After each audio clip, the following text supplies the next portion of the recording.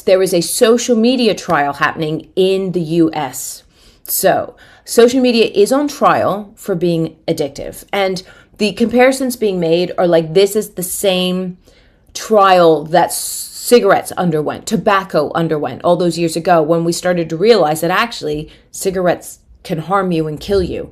After the trial, cigarettes weren't allowed to advertise in the same way, and they had to have health warnings on their packets and everything like this, and you're not allowed to try and make it as addictive as possible. So right now, social media is on trial. Mark Zuckerberg walked into an LA courtroom this week to testify in a landmark trial about whether Instagram is deliberately designed to addict children. This is the first time he's been before a jury under oath, and apparently the judge has had to threaten contempt of court to anyone using AI smart glasses during his testimony, because they obviously want to try and record it. Welcome to 2026. Order in the court and take off your robot spectacles. Bang, bang. The case centers on a woman known as KGM, or Kaylee, who's now 20. She started using YouTube at 6, Instagram at 9, and alleges that the platform's design features, the infinite scroll, the beauty fillers, the autoplay, the likes, worsened her depression, her body image issues, and her suicidal thoughts. Her lawyers are calling these platforms digital casinos, which honestly is... Let's be honest, that's generous. This is digital crack, isn't it? At least at casinos, we'll give you a free cup of tea if you want it, right? TikTok and Snapchat were also taken to court. They settled before the trial, so they just paid money out. They seem to have seen what was coming and just went, probably, here's some money, and we admit no guilt. So they're out of it, which leaves Meta and YouTube as the remaining defendants. So Instagram, Facebook, and YouTube. Now, the plaintiff's lawyer, a Texas trial lawyer named Mark Lanier, who apparently has the courtroom energy of a Southern Baptist preacher, showed Zuckerberg a 2020 internal Meta document revealing that 11-year-olds were 4 times more likely to keep coming back to Meta's apps compared to older users. 4 times more likely. 11-year-olds. On a platform where you need to be 13 to sign up, right?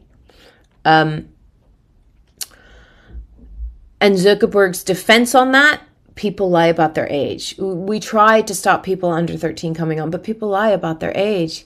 Yeah, Mark, they do. They're children. That's what children do.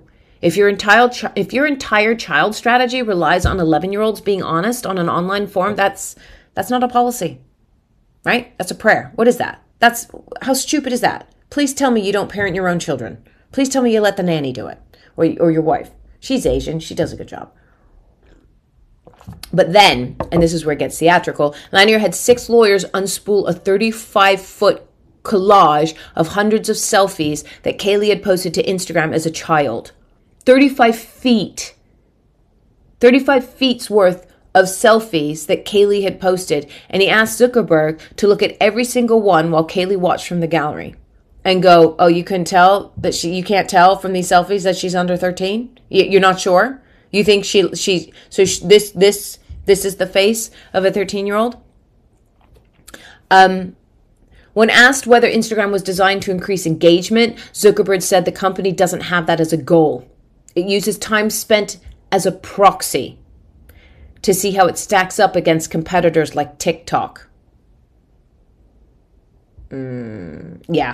It just dodge. So anyway, this trial is ongoing. Oh, interesting. Zuckerberg also admitted he doesn't have a college degree in anything. Oh, who doesn't have any college debt? No, which came up when a lawyer asked him if he had expertise in causation or epidemiology. And he said, I don't have a college degree in anything. Because he dropped out of Harvard to build this company. He was asked if he understood statistics, and his answer was, I think I have a pretty good idea of how statistics works. So now there are over 1,500 similar lawsuits consolidated behind this one. School districts, families, state attorneys general. If the jury rules against Meta, it could reshape the entire social media industry, which I think is fascinating. Whatever standards the U.S. court imposes on Meta's product design will almost certainly ripple across the world. Because these companies don't build different versions of Instagram for different countries. So if that court says you need a duty of care, then the duty of care will have to go everywhere. Of course, we've already put some laws in place this week as well. I don't know if you know this, that says that if there is a harmful image to children, you have to take it down within 48 hours. That's happening here now, that we've put that in place. And so I think we are, as we've always seen in history, regulation always takes time to catch up to technology. And that's what we're seeing now. We're seeing a reckoning for social media. And we're only, I say, 20 years after it came in. So that's not actually that bad in the big scheme of history, is that we're starting now to hold social media accountable.